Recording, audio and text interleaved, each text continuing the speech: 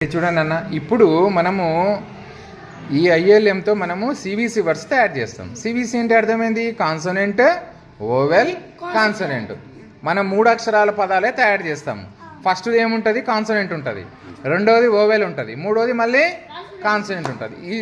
ఈ వీల్స్తో మీరు ఎన్నో పదాలు తయారు చేసుకోవచ్చు.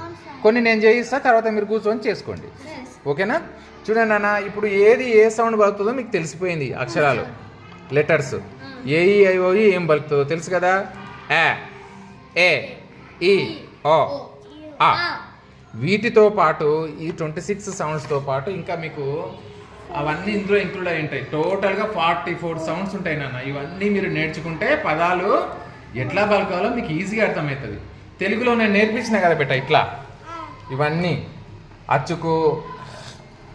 అచ్చులు అల్లులు కలిసినప్పుడు ఎటువంటి గుణితం వస్తుంది అనేది ఇది ఉంది కదా నాన్న. తెలుగులో ఇట్లా నేర్చుకున్నారు కదా మీరు. చూడండి, ఇట్లా q ప్లస్ ఆ కాయ అని ఎట్లా కూడా తీసినాము. ఇట్లాంటివన్నీ తెలుగులో మీరు నేర్చుకున్నారు కదా. అట్లనే ఇంగ్లీష్లో కూడా ఈ సౌండ్స్ నేర్చుకుంటే మీరు ఏ లెటరు 2 లెటర్లు కలిపి కూడా ఒక సౌండ్ వస్తుంది. డయాగ్రాఫ్స్ అంటాం వాటిని.